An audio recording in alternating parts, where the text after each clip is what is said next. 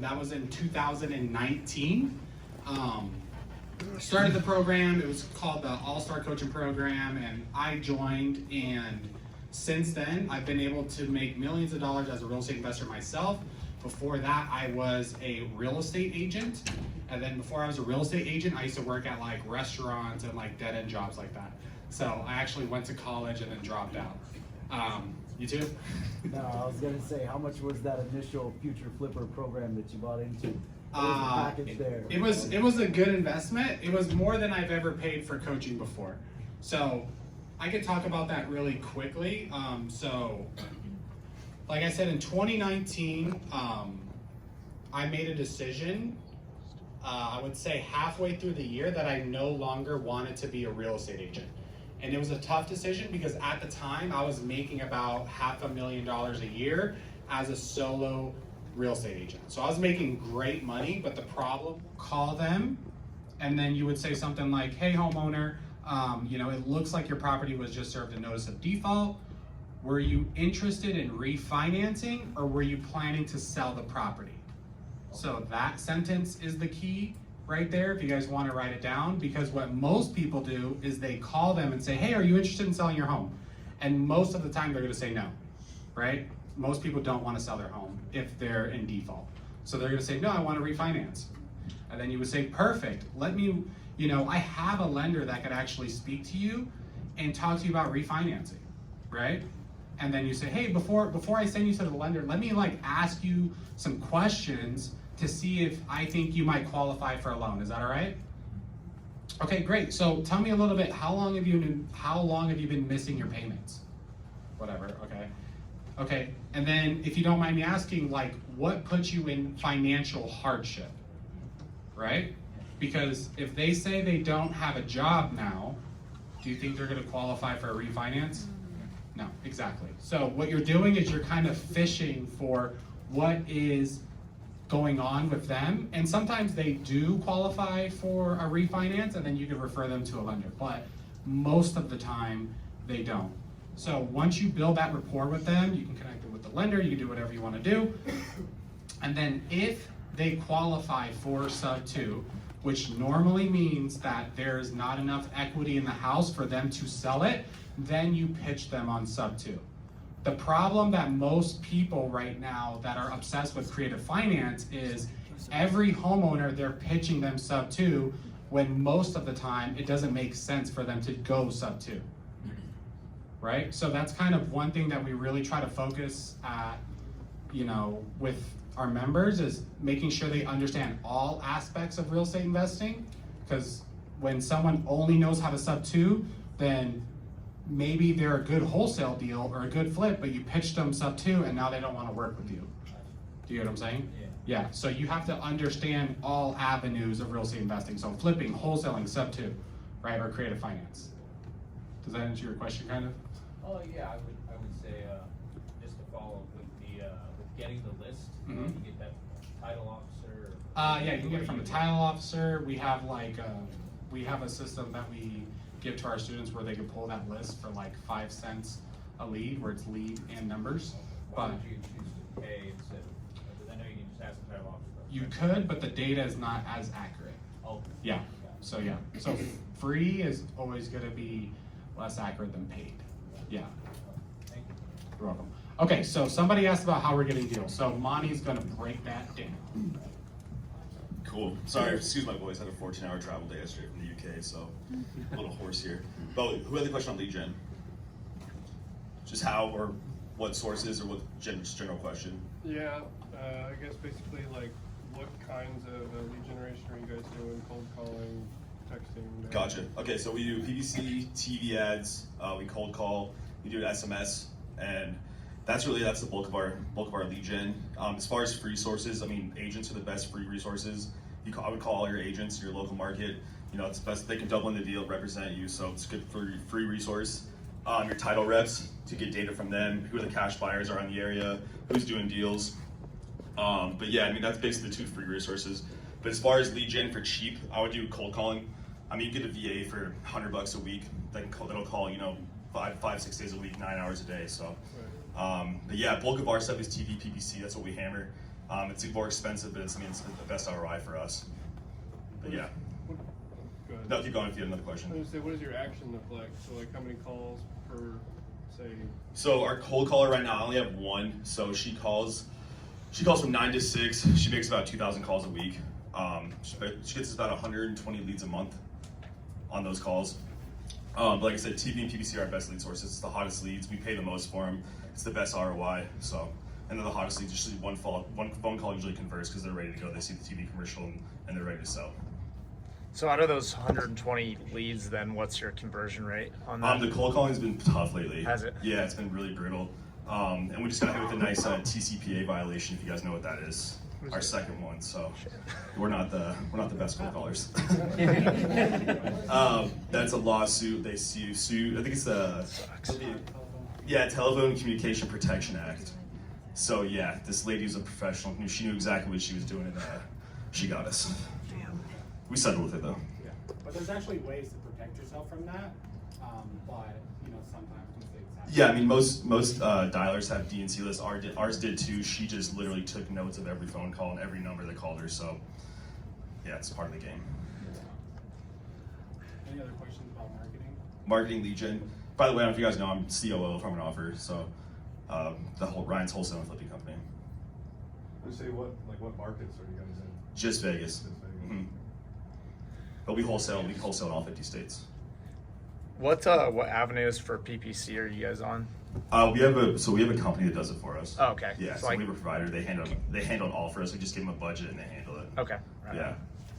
On the PPC side, what's like your cost per lead, and what's your like? So all your PPC metrics? right now, yeah, we spend $10,000 a month. Basically for the PPC, it just correlates with the TV commercial.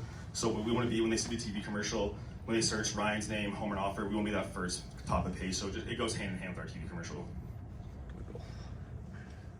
Another question, Lee Do you Jen? need bulk data for your calling and texting? So before I came in, Ryan had a majority of Las Vegas, but we use PropStream, batch leads. We use Audantic, if you guys are familiar with that. So predictive index data is our main source when we cold call and text. So that's what we use. Gotcha. Are you bringing around? So how would you label a warm lead or a hot lead? Are you coming from TV to lead from your TV commercial? Yeah. Are you using a cold call that's calling that? Or you No, TV commercial, our phone number's on the commercial, so it's a live call. Yeah. So are you gonna follow back up again and say? We do, so usually it's a live call, and usually that phone call, right, because they see the TV commercial and they know the deal, it usually converts right away. If it doesn't, yeah, we follow up right away too, so. On those lead channels, like what's your staff like? You got a VA for the cold calling, like what's each channel? Okay, yeah, like you're talking what our team looks like? Yes. Gotcha. So VA, she strictly cold calls, that's all she does, 9 to 6, excuse me, Monday through Friday, strictly cold calls. I have 2 ISAs in-house, so those are in-house sales agents. They're the ones that hit the live leads coming in.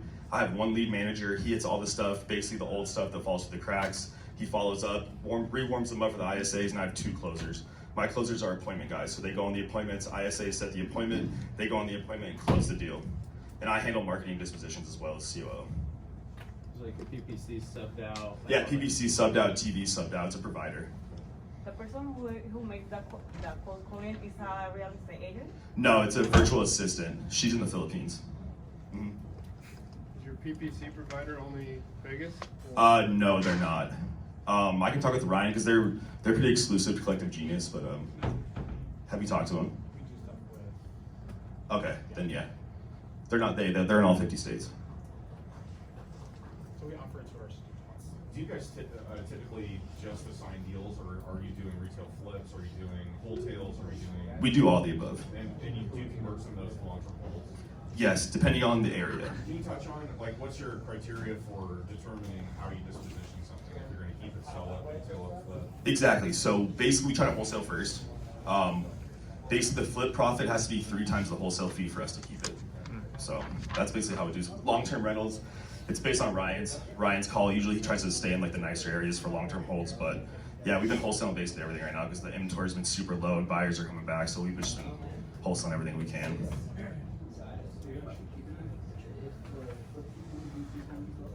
So if the flip, yeah, so if the flip profit is 3 times the wholesale fee, then we flip it.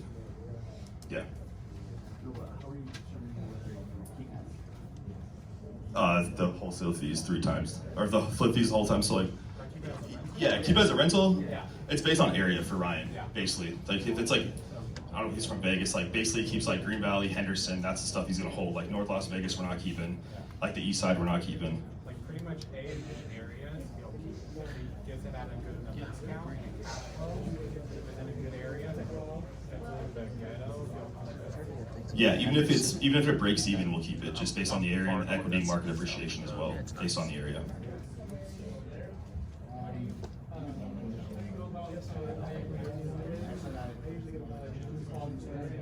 Okay, so our demographic is 55 plus. That's what we target to. It's the more expensive leads because 55 plus is your baby boomers, people who have either inherited the house, it's a secondary home, or it's absentee owner. So that's our bread and butter.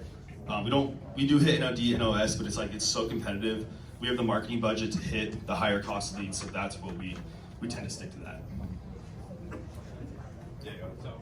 So because they have such a big marketing budget and a big team, they get paid for, TV and PPC and stuff like that. But if you guys are working with a lot smaller budget, I would go after NODs or NOSs because they're distressed and you'll be able to spend a lot more time following up with that person and working them than his sales team is, because his sales team is getting brand new leads every single day, where if you're not gonna spend $10,000 a month, you gotta like cold call those type of distress lists. Make sense? And then it's a notice of default and notice of sale. Yeah. And then you were saying a high equity list? Yeah, Why would you pull a high equity list? I think it was in one of the coaching calls, I heard you talk about sort of looking for wholesale deals. You want to be looking for high equity homes. Got it. Okay, I was thinking of high equity means like the opposite where there's no equity, but yeah, I get what you're saying. Yeah, high equity. Okay. Who else has a question? On your paid marketing, it's about 10,000 a month. That's PPC. Yeah. We spend about 50,000 total right now. Okay. How many leads you get per month, and what's your closing rate on those? Basically, so we do 4x returns on the spend. That's what we market for right now. That's what we aim for right now. We're at like a 5.5 right now, month over month. So yeah, we kind of bulk everything together. So this is probably a little more general, but I have a business doing a couple $100,000 a year. I have quite a bit of equity in my home. If I wanted to get into investing, flipping, like what's the best recommended route to get involved? I mean, I don't know what HELOC rates are right now, but that's probably what it was like 2 years ago. But you're talking about just pulling equity out of your house or out of the business. I mean, you get a home equity line of credit. I mean, I tried to pull out money on two of my rentals, and it just was like did not make sense. So I mean, right now I'd probably hold off pulling out money out of your house. But Your question is like how to get into flipping houses? Yeah, just to get involved in investing, flipping, like. Got it. So for us, we really like wholesaling and flipping first, so that way you generate income and then later on you do rentals. So first you have to pick which strategy you really want to focus on, and then if you're going to go flipping, so when I first started flipping, I didn't have capital saved up, so what I did was leveraged other investors in my area, and then I also used to leverage Ryan.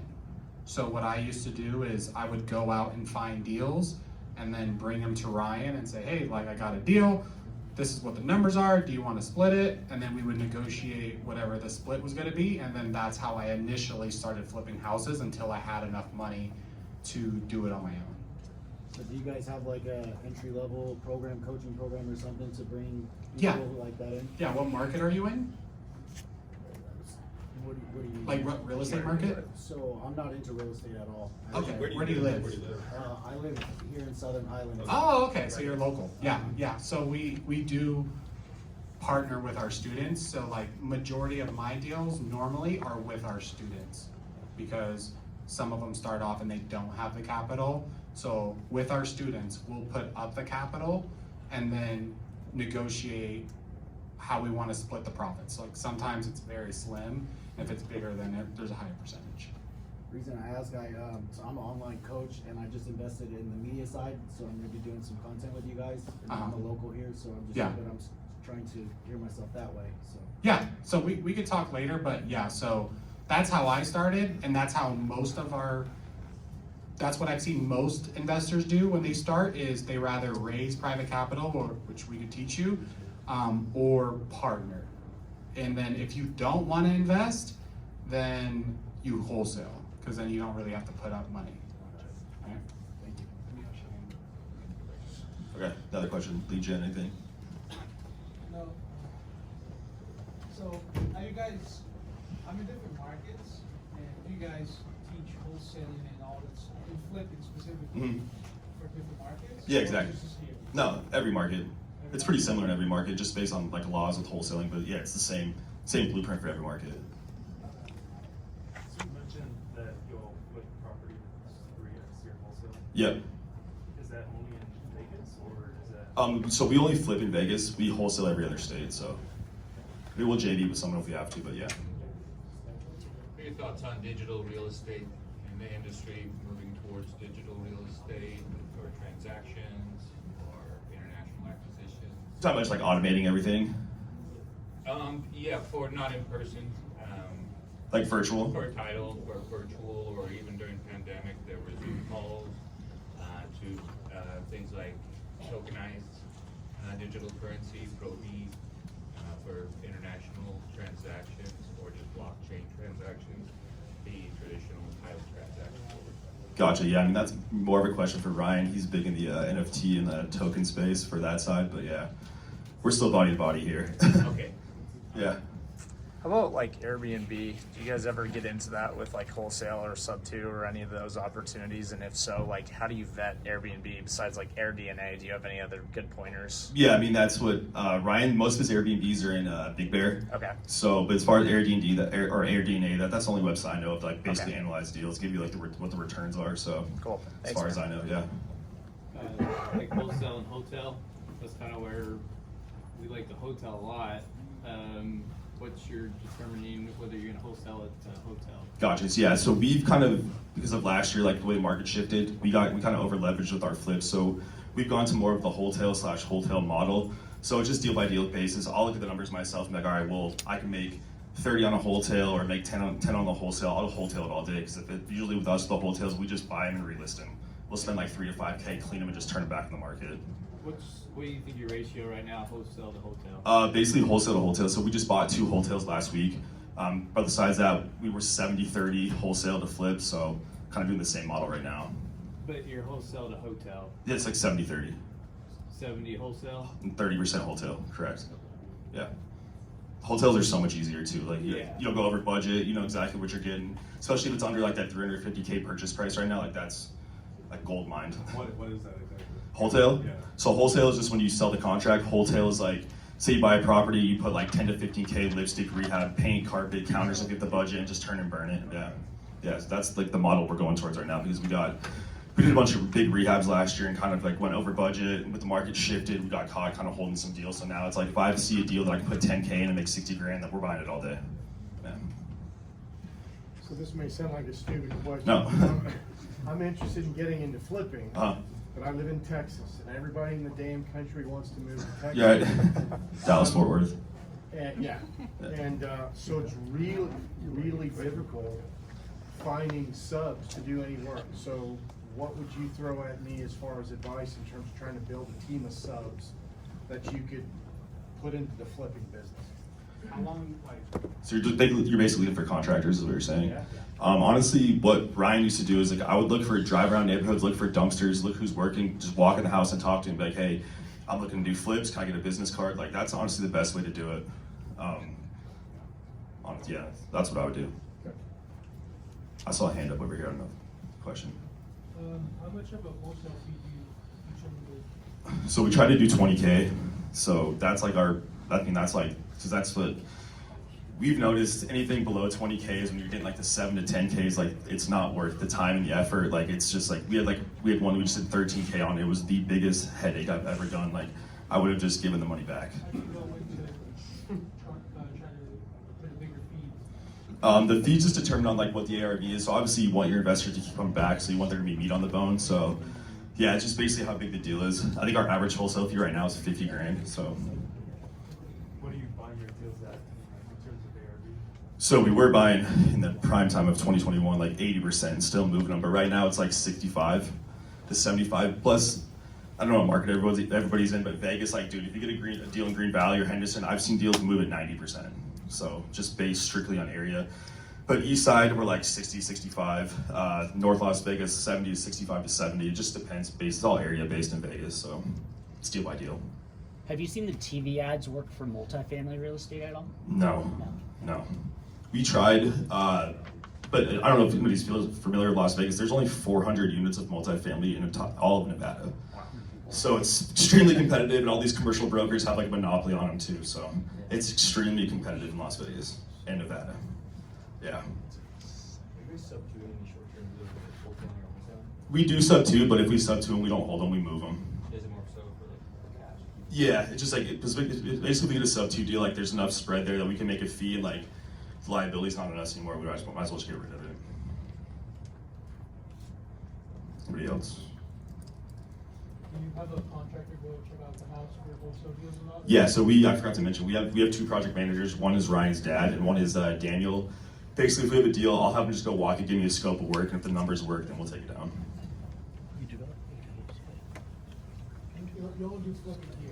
Yeah, only in Vegas. We will JV with someone in a different state, but if it's like us fully taking it down, we're just gonna stay in Las Vegas. Yeah. All right, how many of you guys have actually closed a real estate investment deal? Not including buying your own house or nothing like that? Okay, so you guys have, okay.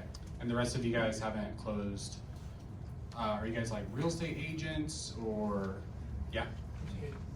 Okay, beautiful, okay. Were you gonna ask? Or are you raising your hand? Okay, what other questions do you guys have?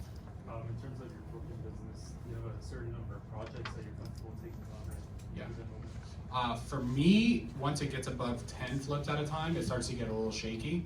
I don't like to be over leveraged, so it also depends on how much money I have in my bank account, because I don't raise a lot of money. So I rather use my own capital and then get the hard money lender to fund the rehab, or I like partnering with students or people that I know, and then having them put up the capital and I find the deal. So yeah. Do you have a team of PMs that manage your projects, or? No, so I have an assistant. Yeah, so I just have an assistant that does it. She's right there. For your flips, you just have a certain design, and like you're talking about what color to paint. Yeah. So for me, I try to delegate that part of the business because I don't like design, but for the most part, we do our flips there's like 2 schemes we do depending on the price level, and we just do the exact same thing every single time. I learned that from Ryan and them, so I know they do the same thing. Yeah, price point's the same, and then we have like a contractor's guide that we use that we give to the contractor so they know the materials, they know where everything's supposed to be at, so later on, if like the outlets are wrong or if the cabinets are wrong, then we could say, hey, like I gave you this contractor's guide, you're gonna have to go back and fix it or reduce what you're charging us. And how big of flips are you? I mean, you doing anything structural, or is this? For me, I'll do everything besides fire. Once there's, and I do a lot of flips in California also, so it's a different market, but once there's fire in California and the city or county knows about it, it becomes like a really big headache where that project can end up being like a 2-year project. So if it's a small fire where maybe the city doesn't know and there's no restructural stuff that needs to happen, then I'll do it. But besides that, I like to do cookie cutter, turn and burn flips. I don't know about you guys. Yeah, basically, so we won't do fire, because I think with fire, if you do like 30 cents on the dollar, even then it's like still not enough with permitting and everything. It's just not worth the headache. But yeah, like I said, we do A, B, and C schemes. Every property, the contractor goes out, gets a scope of work, has the contractor sign off. We get 3 prices. It's like the price we don't want to, it's like the price we think we'll pay, the price we want to pay, and like the price we should pay. And so we give them 3 different numbers. Luxury stuff, yeah, we haven't been, it's a different scheme with luxury. We brought in a designer for the luxury stuff, but we're gonna kind of stay away from that for a little while. Yeah. What was your strategy when you got over leveraged to get out? Wholesale. Yeah, that's a very great question. Wholesale, novations, get creative. Yeah, novations pretty much. Yeah, novations basically saved us. Yeah, when the market shifted, it was like, Still on novations? yes, heavy. Yeah. So that's why novations is way more powerful than sub two. Sub two's like sexy right now because you could buy a house with no money, but then you're buying a house that has no equity. With novations, you could kind of buy a house and flip it without putting up any money. But everyone's stuck on sub two right now because that's like the trend. And like, there's nothing wrong with it, but that's what most people, they did like 300K last month, novations. Like, how much revenue did you guys do this year? Last year, you mean? This year. This year? Yeah. We're like just over $1 million. Yeah. So how much was wholesaling? How much was novation? It was like 80% novations. Because we saw with novations because. Can you explain what that is? Yeah, exactly. Okay. It's basically, I don't want to use the word net listing because that's not correct, but it's similar to what it is. So basically what you do is, this is why it kind of saved us, because with the market shift, I don't know if you guys dealt with it in Vegas because it's so competitive here. The market shifting last year, we got stuck between a rock and a hard place because, you know, you got these sellers in 2021, you got these 2.75 interest rates, 3% interest rates that want to sell, but they're like, I'm not going to sell at this price because I can just keep my rate as good as it is. So it's like, well, the price they wanted still give us a 50, 60K spread. You can't wholesale that, you can't flip it. With innovation, because you have no money in a pocket, you're basically partnering with the seller. You still have that 50K spread, and we were making 30, 40K. You know, innovation, our first innovation we did made 101,000. Yeah, first one we did. So. Did everyone get Okay. I'm one of the coaches, so yeah. So just to give more framing, just to give more framing, right? I'm a coach, so I'm used to teaching people. Monty's a freaking beast real estate investor, so he's not gonna sugarcoat. He's not gonna break it down. So the process of innovation. Simplified is I'll talk to a homeowner and let's say the numbers don't work as a wholesale. So let's say for a wholesale, I need to get it at 200, ARV is 300, right? And buyers will only buy it for, let's say, 205. Are you with me? Right? Okay, so wholesale doesn't work. Then I would say to Monty, okay, so I want 200, the seller wants 220. Okay, I could give the seller 220 if we do a novation. So I would tell the homeowner, hey, Mr. Homeowner, I could get you your 220, but it's gonna take a little bit more time. I'm not gonna be able to close in 2 weeks. It's gonna take 60 to 90 days for us to sell the property, but I will get you 220 and you will not have to pay for any repairs. Do you wanna do that? Yes, okay, perfect. So then we would sign an agreement and then I would then list the property on the MLS and I would filter through the buyers and only show it to the serious buyers, right? And let's say I would list it for 260, right? ARV is 300. Sometimes the offers can go up to what the ARV is, or even if I get 260, there's still enough margin in the deal that I'll make more than what I would have as a wholesale. Does that make sense? So after closing costs, let's say I'm all in 20K. Right? So that means 240 after expenses. I got it for 220. I made 20K. Do you get what I'm saying? Yeah. So, but the margins are usually, we try to get bigger margins, but that was like watered down, simplified process of innovation. Now, what if you list it and then you can't end up getting them the 220, you just cancel the contract, like, sorry, we tried. Exactly. Yeah. But it's the same thing with a wholesale. You don't always dispo all your deals. But if you know how to run your numbers, then it should work. Are you putting money into fixing it up as well? So we don't, but that is another different strategy. But what we do is we'll tell the homeowner, hey, Mr. Homeowner, you're not gonna have to make any repairs. So if the buyer does request some repairs, then we would credit them out of our profit or do the repairs with the construction team that we have. Do you get what I'm saying? So that's why we're almost flipping houses without having to put the down payment. Does that make sense? So you're partnering with the seller? You could, Essentially, yeah, the you seller is could, your partner. you could say that, yeah, okay. Yeah, so I think we're gonna transition the groups. Yep, we're gonna transition. Okay. So, now we're all gonna come in, we're gonna try and see if we can fit everybody in the room all at once. So we're gonna get into the